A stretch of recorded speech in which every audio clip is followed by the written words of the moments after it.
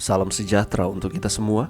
Pelajaran Sekolah Sahabat dengan tema utama tentang kematian, hampir mati, dan harapan masa depan. Pelajaran ke-6, Dia mati untuk kita. Rabu 2 November, Ia telah mati untuk kita. Bacalah Yohanes 3 ayat 14-18 dan Roma 6 ayat 23. Apakah yang diajarkan ayat-ayat ini yang telah dicapai oleh kematian Kristus bagi kita? Ketika Yesus tiba di sungai Yordan untuk dibaptis, Yohanes Pembaptis berseru, "Lihat, anak domba Allah yang menghapus dosa dunia." Pernyataan ini mengakui Kristus sebagai antitipikal anak domba Allah yang kepadanya seluruh pengorbanan perjanjian lama ditujukan. Tetapi hewan korban tidak dapat menghapus dosa dengan sendirinya. Mereka hanya menyediakan pengampunan bersyarat yang bergantung pada efektivitas pengorbanan Kristus di kayu salib di masa depan. Jika kita mengaku dosa kita, maka Ia adalah setia dan adil, sehingga Ia akan mengampuni segala dosa kita dan menyucikan kita dari segala kejahatan.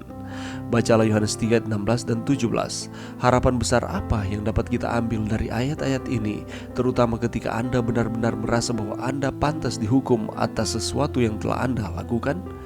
Pikirkan apa artinya semua ini. Yesus, pribadi yang menciptakan alam semesta, mempersembahkan dirinya bagi kita masing-masing sebagai korban untuk dosa. Semuanya agar kita tidak perlu dihukum atas apa yang dapat membuat kita dihukum secara adil. Ini adalah janji besar Injil. Yesus Kristus menyatakan bahwa Allah begitu mengasihi dunia sehingga Ia memberikan anaknya yang tunggal untuk mati bagi kita.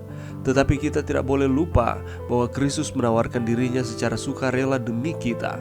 Luther menyebut salib sebagai mazbah, di mana Dia atau Kristus yang dilalap api cinta tak terbatas yang membara di dalam hatinya, mempersembahkan korban yang hidup dan kudus dari tubuh dan darahnya kepada Bapa dengan perantaraan yang sungguh-sungguh, ratap tangis, dan air mata yang panas dan gelisah.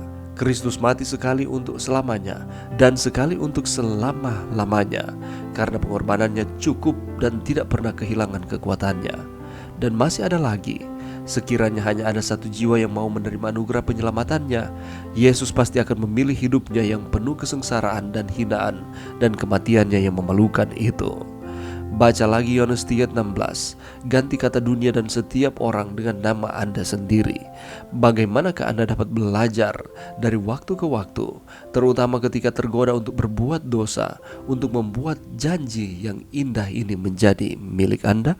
Pelajaran yang bisa kita dapatkan pada saat ini, mari kita kembali mengulangi Yohanes 3 ayat 16. Karena begitu besar kasih Allah akan dunia ini, sehingga Ia telah mengaruniakan anaknya yang tunggal, supaya setiap orang yang percaya kepadanya tidak binasa, melainkan beroleh hidup yang kekal. Pada mulanya Tuhan menciptakan manusia di bumi ini dengan satu tujuan, yaitu untuk menjadikan manusia serupa dan segambar dengannya, supaya manusia berkuasa atas segala ciptaannya dan berkuasa atas seluruh bumi. Sayangnya, manusia, yakni Adam dan Hawa, hidup dalam ketidaktaatan. Akibatnya gambar dan rupa Tuhan dalam diri manusia itu menjadi rusak. Dan jelas bahwa upah dosa ialah maut, tetapi karunia Allah ialah hidup yang kekal dalam Kristus Yesus Tuhan kita.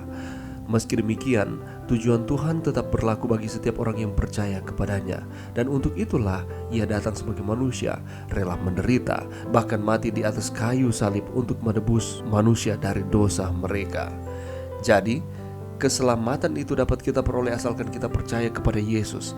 Sebab keselamatan tidak ada di dalam siapapun juga selain di dalam Dia. Sebab di bawah kolong langit ini tidak ada nama lain yang diberikan kepada manusia yang olehnya kita dapat diselamatkan. Banyak orang menyalahartikan kata percaya ini. Mereka menganggap bahwa keselamatan itu sangat mudah untuk didapat, sehingga menganggap remeh pengorbanan Yesus di kayu salib. Sebaliknya, tidak sedikit pula orang-orang Kristen yang mengaku pengikut Kristus malah kehilangan rasa kepercayaannya kepada Tuhan karena mereka telah dibutakan oleh besarnya masalah yang dialami, tantangan kehidupan yang datang silih berganti. Padahal Tuhan mengizinkan hal itu terjadi supaya kuasa Tuhan nyata di dalam kehidupan manusia. Karena bukan kita sendiri yang bertindak, tapi Tuhanlah yang bertindak melalui iman kita yang bergerak secara aktif. Itulah sebabnya Mazmur 37 ayat 5, Mazmur Daud mengatakan, "Serahkanlah hidupmu kepada Tuhan dan percayalah kepadanya dan Ia akan bertindak." Allah telah melakukan segala sesuatu bagi kita oleh karena Ia begitu mengasihi dunia, sehingga Ia memberikan anaknya yang tunggal untuk mati bagi kita. Kristus mati sekali untuk selama-lamanya karena pengorbanannya yang cukup dan tidak pernah kehilangan kekuatannya itu. Dan segala sesuatu yang ia lakukan adalah hanya untuk manusia. Ia telah mati bagi kita, ia telah menang terhadap dosa, ia telah menaklukkan maut, ia telah memberikan keteladanan bagi kita manusia. Apakah yang harus kita lakukan untuk membalas kasih Tuhan di dalam kehidupan kita? Ialah hidup di dalam takut akan Tuhan, menghargai akan setiap pengorbanan yang ia telah berikan bagi kita. Dengan kita hidup setia, berserah sepenuhnya kepada Tuhan. Mari kita belajar untuk terus percaya kepada Tuhan di dalam kehidupan kita. Mari berdoa. Terima kasih Tuhan atas firman-Mu pada saat ini. Bantu kami Tuhan untuk kami terus percaya kepada Tuhan di dalam setiap kehidupan kami di dunia ini.